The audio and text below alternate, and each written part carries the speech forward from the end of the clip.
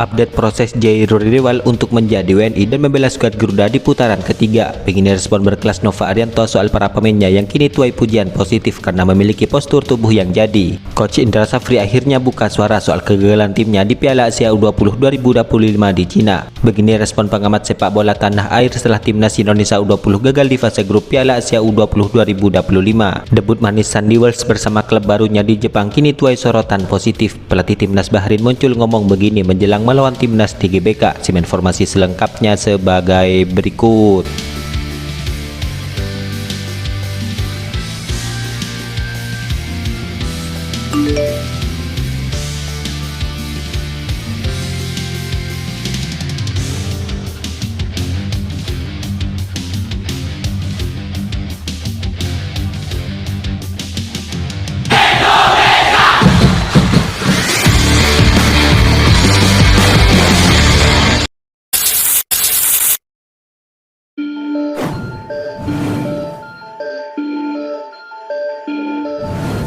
Pengamat sepak bola tanah air yaitu Bung Toel kini akhirnya muncul dan memberikan dukungan kepada pelatih timnas Indonesia U20 yaitu Coach Indra Safri setelah skuad Garuda gagal dari Piala Asia U20 2025. Meskipun hasil yang diraih kurang memuaskan, Bung Toel pun meminta kepada Coach Indra Safri untuk tetap semangat dan tidak terlalu memikirkan komentar negatif dari warganet. Ya, timnas Indonesia U20 mengalami hasil buruk di dalam turnamen yang berlangsung di Cina. Dari 3 pertandingan di fase grup, Jens Revan dan kawan-kawan menelan 2 kekalahan dengan total kebobolan 6 gol dan hanya mampu mencetak 1 gol. Kegagalan ini pun kini memicu reaksi negatif dari warganet tanah air di media sosial, di mana banyak penggemar skuad Garuda yang memenuhi kolom komentar unggahan akun Instagram timnas Indonesia, di mana beberapa dari mereka mendesak Coach Indra Safri untuk mundur, tombol pecat Indra Safri, dan komentarnya itu pun disukai oleh lebih dari 7,700 pengguna akun Instagram. Ya, tidak hanya itu, ada pula yang mengkritik gaya permainan timnya. Welcome back era kegelapan timnas Indonesia yang main gocek, salah oper, lari-lari, dan long ball. Bahkan ada yang menyinggung persiapan panjang timnas Indonesia U20 sebelum turnamen ini dimulai. TC berbulan-bulan ngabisin anggaran keliling luar negeri untuk persiapan turnamen sesungguhnya. Di fase grup malah jadi bulan-bulanan. Sudah saatnya tagar Indra Safri out, komentar sebuah akun lainnya. Ya, di tengah gelombang kritik yang deras, Bung Toel pun justru memberikan dukungan kepada Coach Indra Safri. Melalui akun Instagramnya, ia menyampaikan pesan semangat agar sang pelatih tetap tegar menghadapi situasi ini. Semangat berbenah Mas Indra Safri, jangan dengarkan apa kata netizen, kata Bung Toel. Ya, pesan tersebut pun kemudian menunjukkan bahwa Bung Toel ingin Indra Safri tetap fokus pada evaluasi dan perbaikan tim. Hal itu daripada ia terpengaruh oleh tekanan publik di media sosial.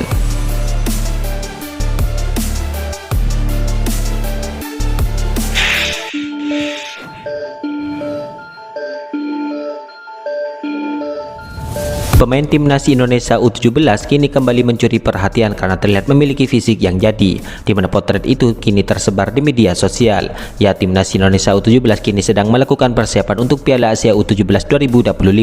Nova Arianto pun yang melatih skuad ini bak mencontoh gaya dari gurunya yaitu Coach Sintayong. Ya, sebagaimana diketahui, Nova Arianto merupakan salah satu asisten Coach Sintayong di timnas Indonesia dan kini ia menangani timnas U17. Di saat menangani pemain muda ini, Nova Arianto pun sangat tegas, bahkan ia menggembleng fisik para pemainnya dengan latihan berat. Hasilnya pun terlihat dari postingan yang diunggah oleh akun Instagram football.indonesia, di mana para pemain timnas Indonesia U17 itu punya fisik yang jadi. Warganet pun takjub dengan postur pemain muda tersebut yang berotot karena efek latihan keras yang dijalaninya. Ya, menurut Nova Arianto, ia memang memfokuskan penguatan fisik ketika menggelar TC di Yogyakarta. Fokus kami di Yogyakarta ini di 10 hari pertama fokus meningkatkan fisik dasar pemain, termasuk masa otot pemain. Nah, kita melihat bagaimana kita berada di satu grup dengan Korea, Afghanistan, dan juga Yaman. Yang saya lihat secara tim, secara main body sangat kuat, jelas Nova Arianto.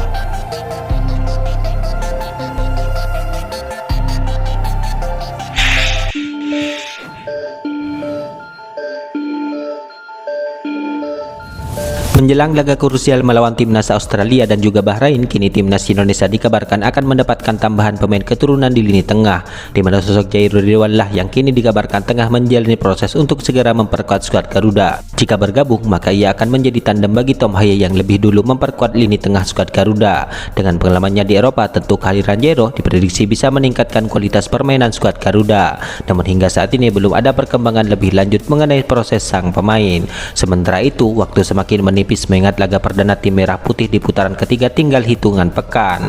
Jika proses Jero tidak kunjung rampung, maka Patrick Kluivert bisa mempertimbangkan opsi lain. Salah satu kandidat yang layak dipertimbangkan adalah McCulloch, di mana gelandang Persib Bandung itu tampil impresif di Liga 1 musim ini. Menurut Transfermarkt, McCulloch telah mencatatkan 24 penampilan di semua kompetisi, di mana ia mencetak 1 gol dan memberikan 4 assist. Ya, McCulloch juga bukan nama baru bagi timnas Indonesia, di mana sejauh ini ia telah mengoleksi 9 cap dan mencetak 4 gol untuk skuad Garuda. Meskipun sempat kehilangan tempat di era coach Sintayong, namun peluang McCulloch kini kembali ke timnas Indonesia terbuka lebar di bawah asuhan Patrick Kluivert. Ya, kehadiran pemain tambahan di lini tengah akan menjadi keuntungan bagi skuad Garuda. Kini semua mata tertuju kepada PSSI untuk memastikan apakah Jero bisa segera memperkuat timnas Indonesia atau McCulloch yang akan kembali mendapatkan kepercayaan dari sang pelatih.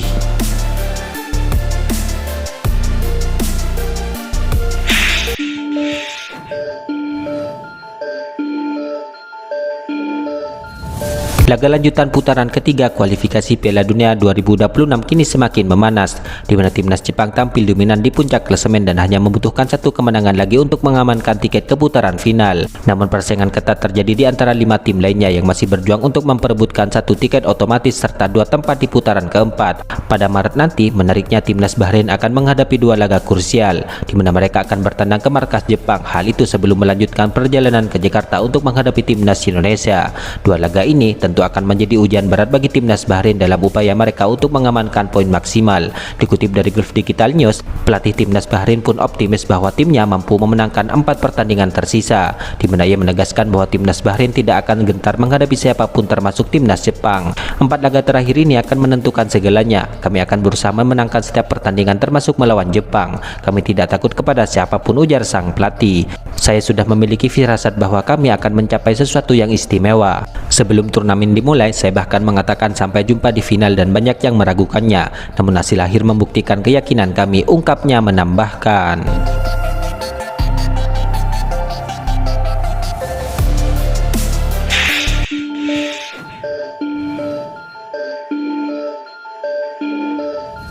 Pelatih timnas Indonesia U20 yaitu Coach Indra Safri kini meminta maaf kepada masyarakat dan PSSI, di mana permintaan maaf itu ia sampaikan setelah skuad Garuda gagal lolos ke Piala Dunia U20 2025. Ya, timnas Indonesia U20 tidak bisa berbicara banyak di Piala Asia U20 2025 di Cina, padahal turnamen itu menjadi babak kualifikasi Piala Dunia U20 2025. Saya mewakili tim dan saya pribadi sebagai pelatih yang dipercaya meminta maaf kepada semua masyarakat Indonesia karena tidak bisa memenuhi keinginan untuk bisa lolos ke Piala Dunia U20 2025, ujar Indra Safri. Saya menerima tim ini pada Desember 2023. Dalam 1 tahun ini ada 3 target yang saya terima. Target pertama itu juara AFF U19 2024. Target kedua harus lolos Piala Asia U20 2025 dan target ketiga harus lolos Piala Dunia U20 2025, kata Coach Indra Safri. Dari 3 target itu, Coach Indra Safri pun memenuhi 2 di antaranya. Dari ketiga target itu, saya tidak bisa mengantarkan tim ini untuk lolos ke Piala Dunia U20 2025. Untuk itu sekali lagi saya memohon maaf, tutur Indra Safri. Yang kedua, saya sangat berterima kasih kepada PSSI yang mendukung semua roadmap saya dan semua program-program latihan saya. Oleh sebab itu, saya memohon maaf juga kepada PSSI yang belum bisa memenuhi target untuk bisa lolos ke Piala Dunia U20 2025, imbuhnya menyampaikan.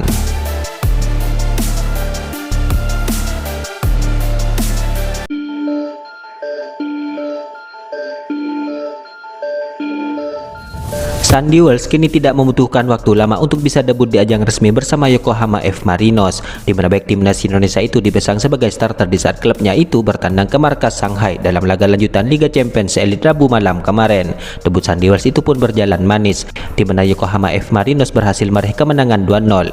Hal itu sekaligus memastikan tempat di babak 16 besar Liga Champions Elite musim ini.